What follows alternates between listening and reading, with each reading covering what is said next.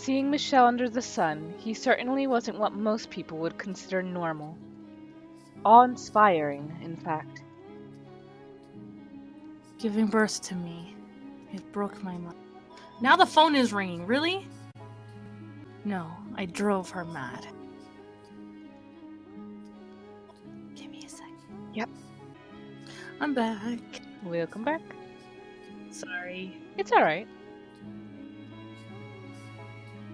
Not only do I appear inhuman, I'm oversensitive to sunlight. While a little light through the window isn't much of a problem, I can't be outside directly under the sun for more than a couple hours. When she realized I couldn't go out into the sun, my mother started thinking I was possessed by a demon. So she banished me to this mansion until my curse was broken. That was 10 years ago. Just because you look different from them. The family's reputation was at stake, too. If other noble houses realized they were giving refuge to an unholy creature, they would destroy the Bollingers. You saw how the villagers reacted. They called me a demon when they saw me. I suspect the rumors about the mansion played a part in that. If nobody thought the house was cursed, they wouldn't have... I'm sure you were afraid as well. You saw me and thought I was not of this world, that I looked like a demon. I thought you looked like an angel. A what? I, at least, thought you looked more like an angel than a demon. It never once crossed my mind that you might be evil. But I understand your situation now. Because of your appearance, you lived all alone in this dark mansion. For 10 years. It was never really an inconvenience. They bring me all the supplies I need. You big liar. Have you never considered running away? That's not an option. Because of the sun? No, I could move during the night if I really wanted to. I'm being watched. To ensure I don't leave. Watched? They can't allow anyone to find out that I am alive, particularly at the Bollingers. If I were to run and they were to find out, I would probably be killed. If only I didn't stand out so much, I might be able to stay out of sight easier. But also, I had been holding on to a little hope, I think. Hope that I might be able to return someday.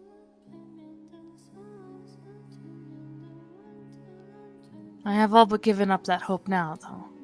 Aww. Not that I ever had enough willpower to really fight for it. I see. You don't need to worry about pitying me either. It's long since become normal to me. That's not something that should ever become normal. So, what was that really a moment ago? You don't actually have a condition that makes you argue with yourself, do you?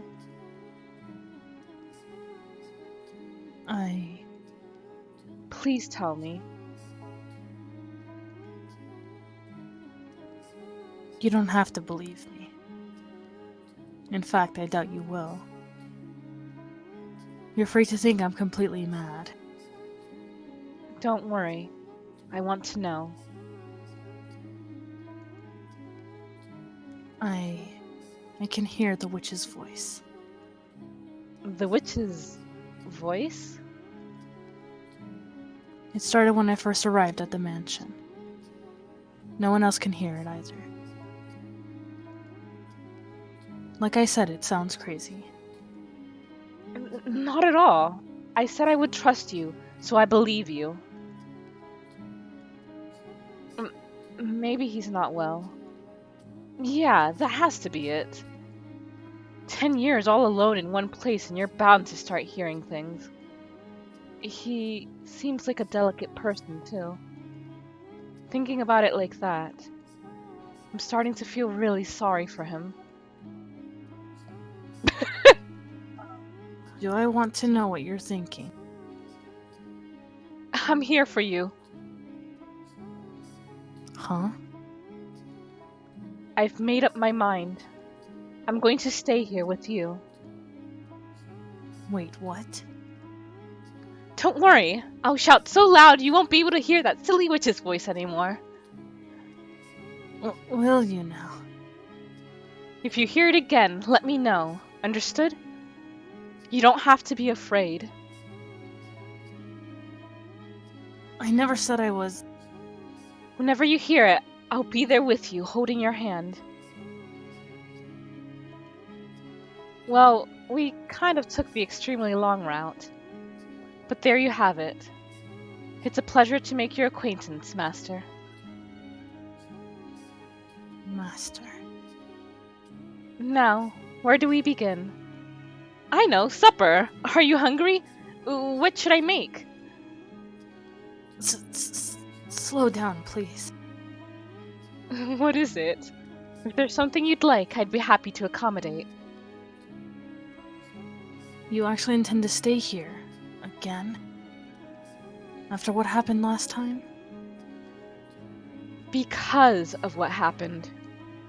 Because of that, we're finally able to see past each other's surface. I want us to try again, from the beginning. This time, actually try to be considerate of one another's feelings. That's a promise, Master. Alright. I can't stay here, right? I don't mind. I'm glad to hear it. Say, Yes, Master? if you ever want something from me, could I please ask you to put it into words? I don't have much faith in my ability to pick up on things. Got it. Then here's something to start with. What do you say we open some of these windows? Open the windows. Yeah, we don't have to if you think it will cause you problems, but it would be nice to get a little light in here. I'd like to put an end to this house being a dark, closed-off cave. I wasn't the one who barred the windows. You weren't? They were like that when I arrived. Made it seem like a very appropriate place to lock me away. While I am sensitive to light, yes, as I mentioned, a little sun through the window shouldn't cause any problem. All right then. Can I ask you to help me open them? Let's both lighten this place up.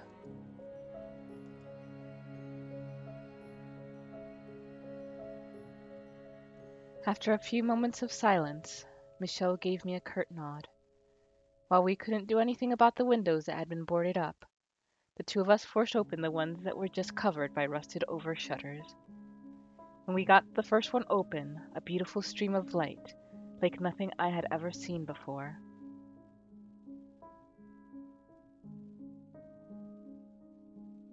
flooded into the dark mansion's halls.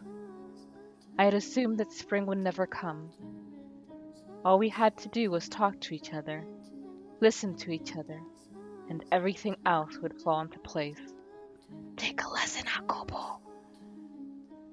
But it was that first step that was so hard, so much harder than either of us had expected. Jacobo did.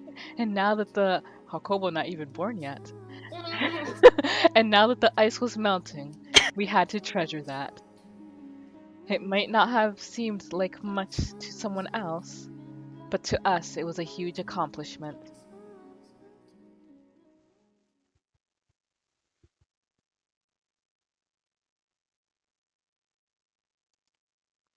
This time it'll all work out. It has to. I had all the confidence in the world when we were together, but now that I'm alone in the dark, in the absolute silence of the night, I'm starting to get anxious again, starting to feel like something bad is going to happen, like I'm going to mess something up again. We took a big step today, and I know I have to keep it together, to keep thinking positive.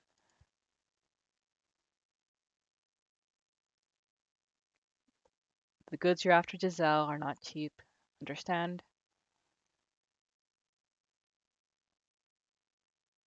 Thus saith the Lord of hosts, the woman hath committed 3 sins. She has lied, she has stolen, and she has betrayed her fellow man. Mm, It's all right. It's okay. There's nothing to be afraid of, Giselle. Whatever happens, you just have to hold fast to your faith in the goodness of others. You have no reason to tremble. Yes, come in. That's odd. I don't think I was hearing things. There's no one there. What was that about? Oh, a glass. It's wine, and so warm. I guess he heated over the fire for me. Oh, you could have at least said hi. I have a feeling this is going to work out. Famous last words. Oh, especially for her, because it's always, and then it got worse. Yep.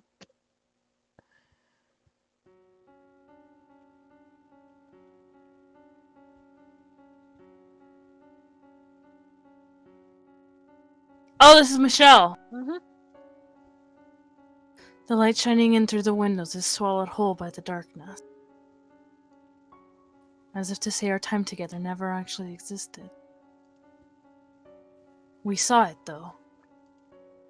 Together, we watched the light crack open in the darkness.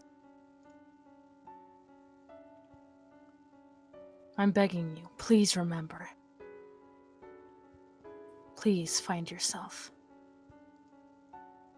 Please, Giselle, don't let the things you felt, the warmth that fell over us, remain lost to you. I might have seen it.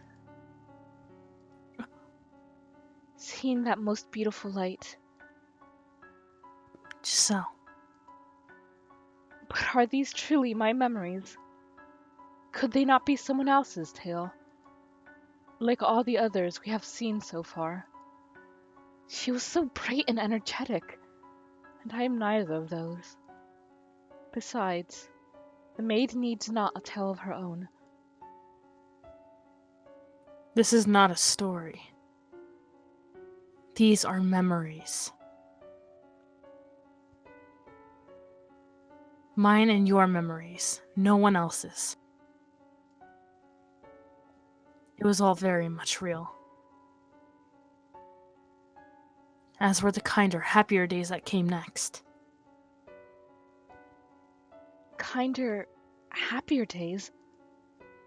Those words create a strange warmness within my chest. But at the same time, they make me indescribably anxious. Is there really happiness to be found down that road? Even if our past doesn't lead to happiness, it couldn't be worse than where we are now. Come, Giselle. To the spring that made us more than just strangers.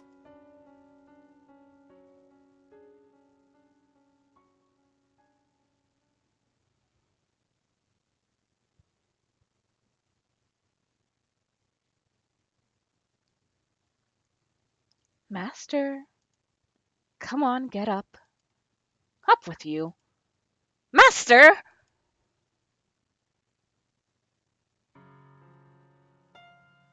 Well, See, what did I tell you? It's so much nicer in here with a little light. morning. Wait a sec. Don't you hide under your bedspread. Get out of there.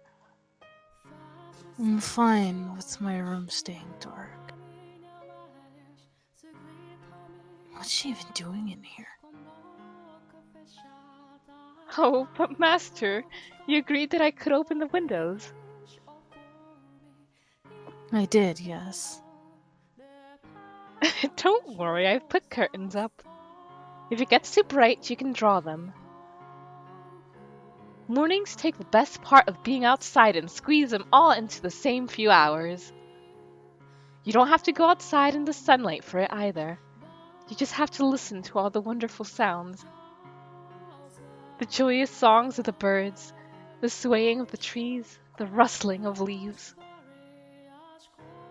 That's how I feel too. And then I always miss it in the winter. Am I being as pushy as I feel right now? Kind of. Hmm. But you wouldn't be you if you weren't, so for now, I won't get on you about it. Also, now that I know your real intentions, no, never mind. Soon, dere. I completely misjudged you. You're the exact opposite of what I thought you were. What did you think of me? Shoot, I'll be right back. I'm so sorry. It's okay.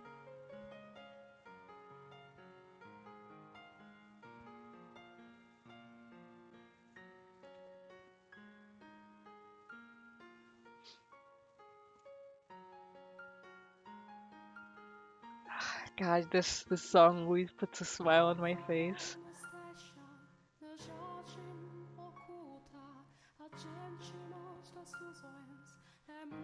I'm so ready for really sweet and cute things, but I'm not ready for the inevitable pain that's gonna come after it all.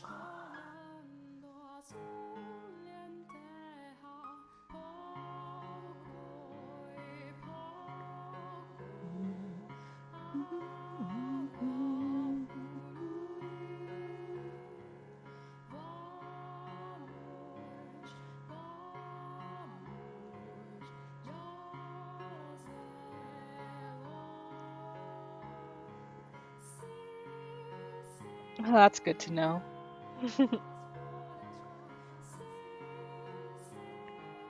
Very much so. It's like finally seeing these bright colors and these livelier tones is like getting a breath of fresh air.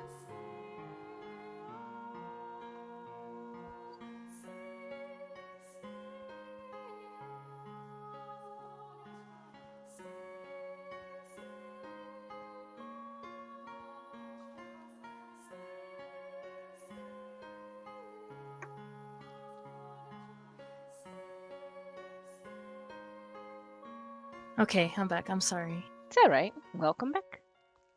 Let's see. I thought you were cold and cruel, heartless and incomprehensible. But I'm beginning to get a better idea. You try to put on airs, but you're really rather childish. You have a short temper, but you can be surprisingly playful. What else? You have a pretty difficult personality, too.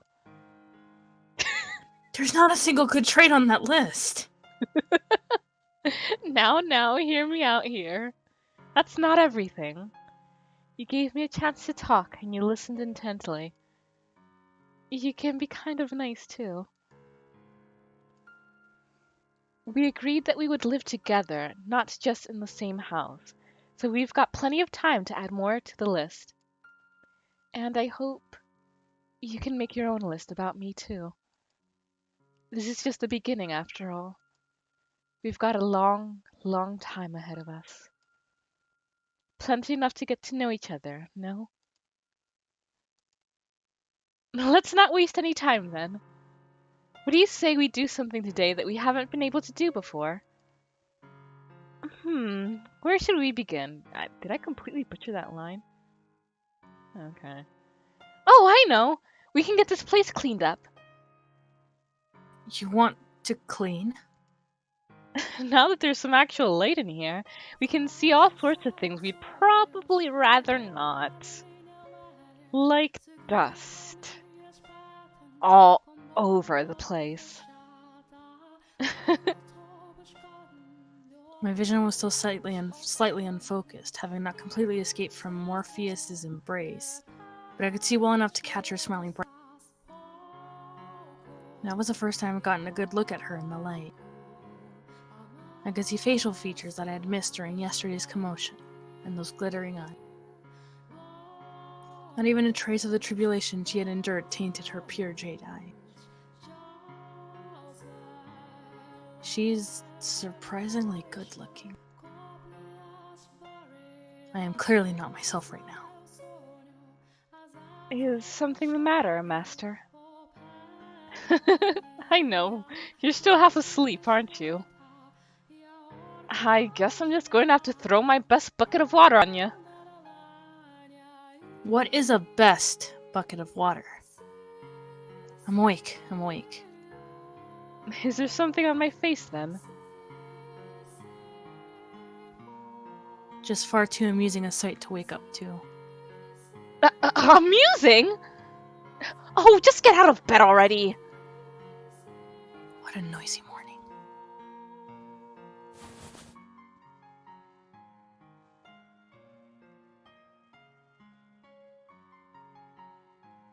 I got my first decent look at Michelle's face under the light that morning, watching him stifle a yawn as he crawled out of bed.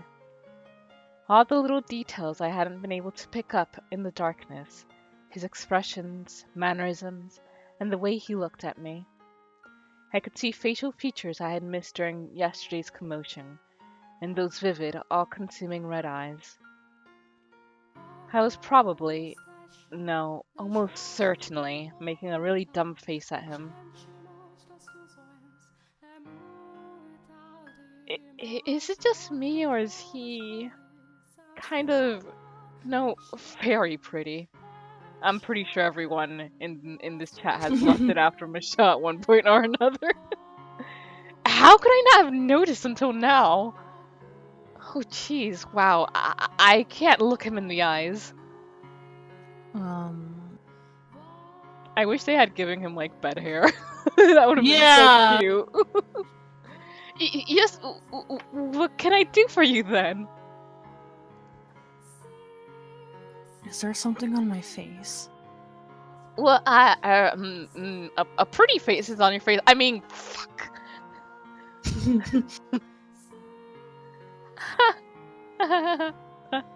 Huh?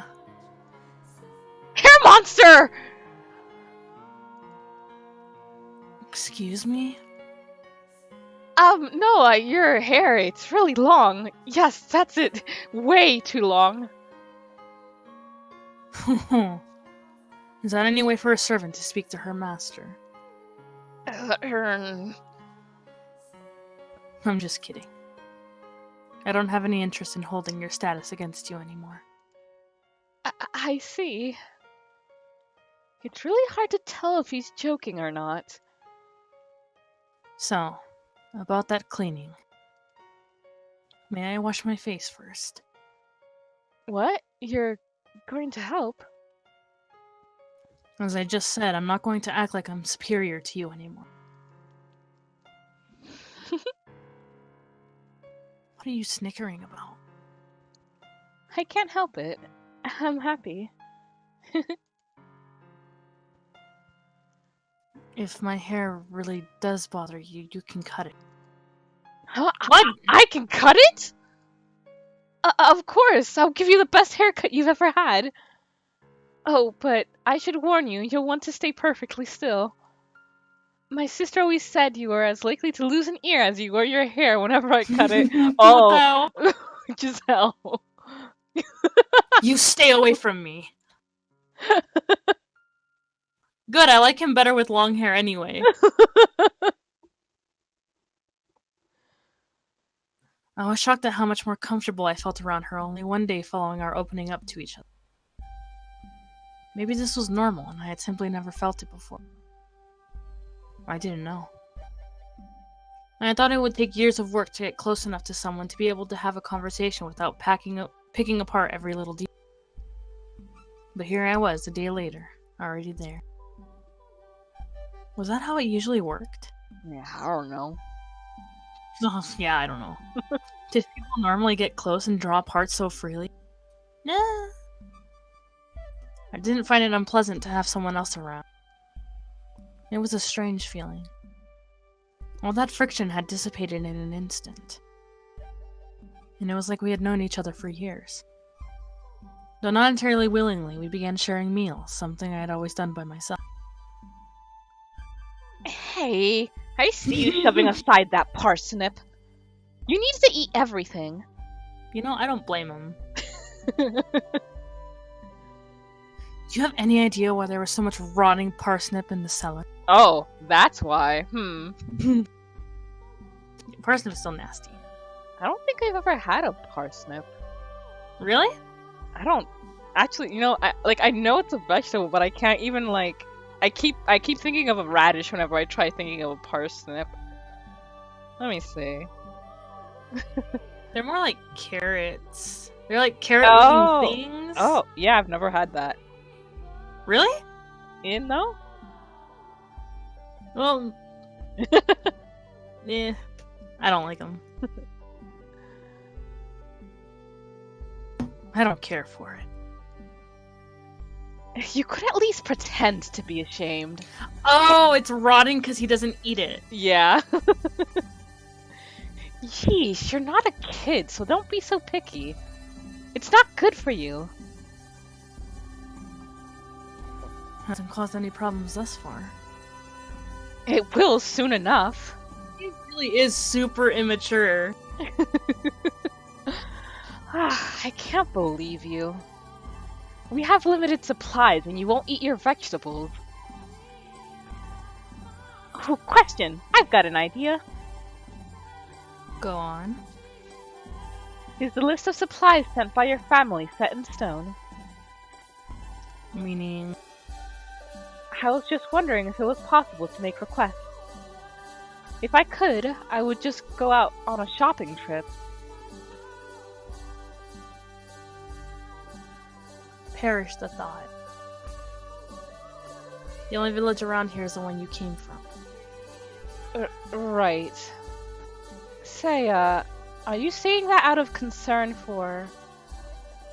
Who would ever be concerned about you? I just want to be able to sleep well at night. And I'm not interested in throwing more servants to the lions. You know, you're a whole lot simpler of a person than I first thought. What's that supposed to mean? Oh, nothing. Back to your question about the delivery. Yes, you can. I haven't made any requests recently, but you can write what you want on a sheet of parchment, or if we don't have any, something similar. Put it in the box and leave it up. As long as your request is not completely unreasonable, it should arrive with the next packet. Why, is there something you need? Yeah, I was hoping to increase our selection of vegetables. And while I'm at it, if possible... Actually, that's a secret. A secret? It's nothing too exciting. I'll tell you when the time is right.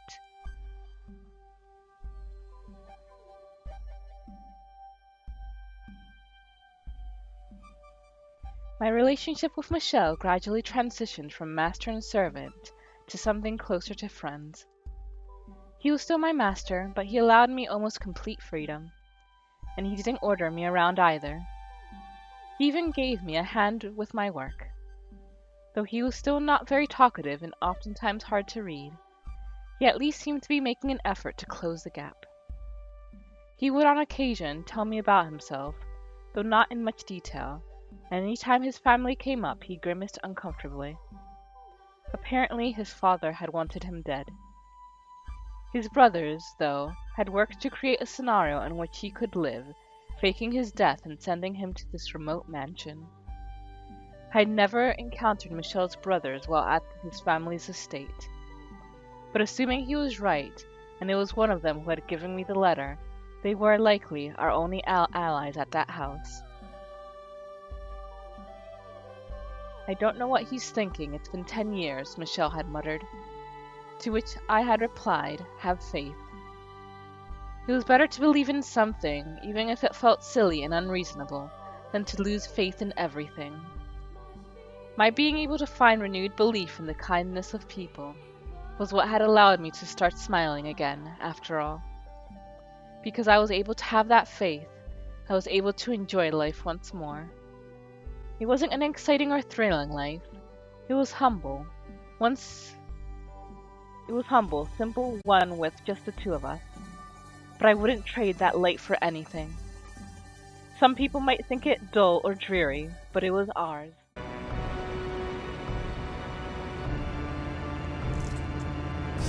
There he is, that boy.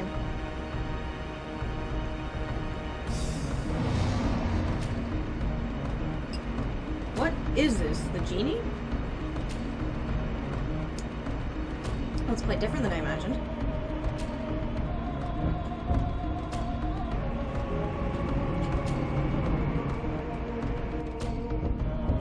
I forgot! The ancient dark genie. This is it? Hey, who are you guys?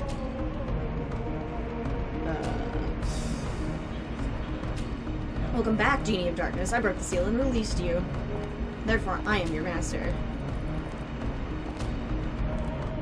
Oh, is that right? Whatever. I'm fine.